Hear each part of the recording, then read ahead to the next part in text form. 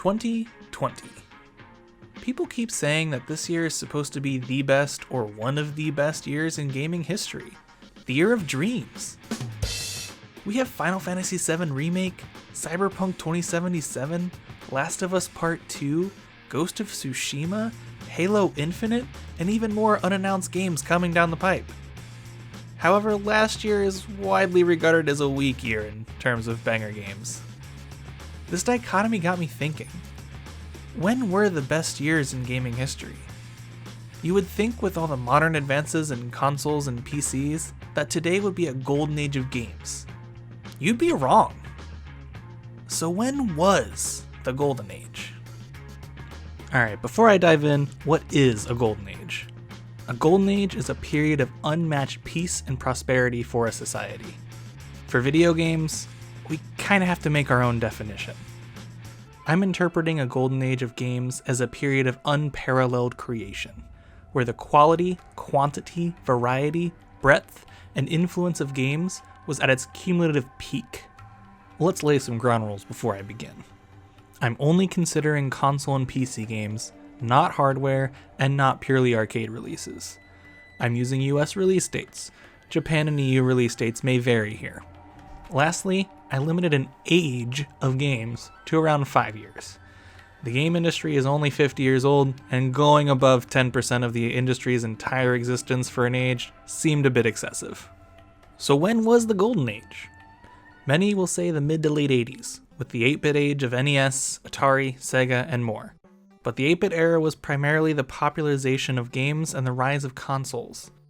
Most of the games of this generation just don't age particularly well. Many more people will say that the early to mid 90s were the golden age of gaming. This was the era of evolution to 16-bit from 8-bit, where art got better, cartridges started to support larger games, save states became a normal thing, storied Japanese franchises got their start, and developers improved on their 8-bit games. Later in the 90s, we did get 3D rendered games, but many games from this period were janky, as developers adjusted to this new dimension of freedom. And some of the games that came out this time were just bad for that reason. What about right now? There are amazing action-packed, narrative-driven games like God of War out there. Yes, there are. But I would argue that giant AAA titles and live service games are choking out innovation in game design along with the existence of AA studios. Many titles from Ubisoft feel so similar and samey to each other that they themselves have admitted they need to change their design philosophies to meet sales expectations. All the time and money that people are spending playing live service games really limit the amount of time people can play other games, to the point where live service games may even be hitting a saturation point. Indie games have largely taken the place of those disappearing AA studios of late, and while we get a metric ton of indies each year, only a handful make it to the conversation as good games. So if not the 80s, 90s, or now, where does that leave us? Today I'd like to talk about a little 4-year period right after the new millennium, 2001 to 2004. What puts that era above eras past and present? 2001 to 2004 were the last years of PlayStation 1, N64, and Dreamcast, along with the early years of PS2, GameCube, and Xbox. A time where developers had finished adjusting to using 3D graphics, movement, and cameras to a degree. A time where 2D games were still able to thrive on handhelds. A time of heated hardware competition between Sony, Nintendo, and Sega for a very short period of time. A time where AA developers thrived and weren't afraid to make risky, new games. A time where contemporary PC gaming was forming as PCs became increasingly common in homes. A time where modern online gaming was forming as internet access improved and expanded across the country. I've talked the talk, now for proof. 2001 to 2004's game lineup is absolutely insane. 2001 to 2004 saw the creation of more cornerstone franchises that have stood the test of time than any other period in gaming history. The only other era that comes close is the early to mid-90s with the SNES and Sega Genesis plus Saturn.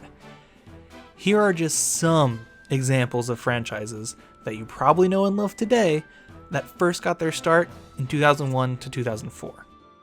Call of Duty, Halo, Luigi's Mansion, Kingdom Hearts, Battlefield, Metroid Prime, Killzone, Tom Clancy's Splinter Cell, Far Cry, Fable, Red Dead, Total War, Fire Emblem, Animal Crossing, Pikmin, Ratchet and Clank, Paper Mario, Jak and Daxter, Defense of the Ancients, and on the casual side, Bejeweled.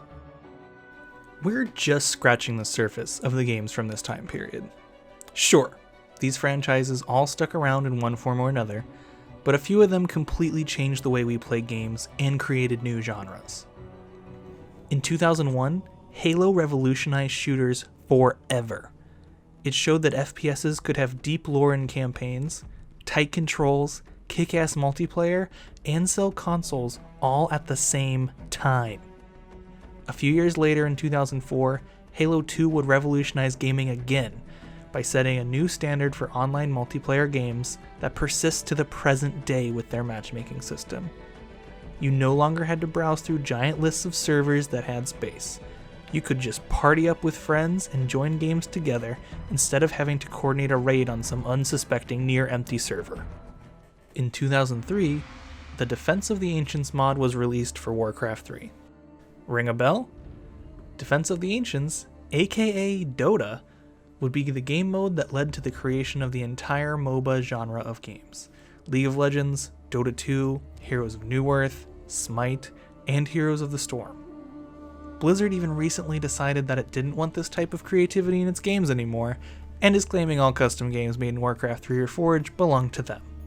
So it's doubtful we'll see a phenomenon like this again, at least in a Blizzard game. 2001 to 2004 also saw the rise of a reimagined genre of games, MMOs. MMOs came to the forefront during this period and pushed the genre, and multiplayer in general, forward. Prior to this time, there were a lot of isometric MMOs like Ultima and Diablo, but this era changed the paradigm. I'm sure many of you played at least one of the MMOs that came out during this golden age. Star Wars Galaxies, City of Heroes, PlanetSide, arguably Battlefield 1942. And you might still be playing one of these other MMOs from that era even today. RuneScape, World of Warcraft, Final Fantasy XI, EVE Online. With the earlier success of Japanese games ported to the West on PS1, SNES, and N64, Japanese games again surged to the West between 2001 and 2004. Some new franchises, and some franchises that hadn't made their way to the US yet, would shape a whole generation's taste in games. Many of these games would be the first JRPG or strategy game that kids of my generation ever played.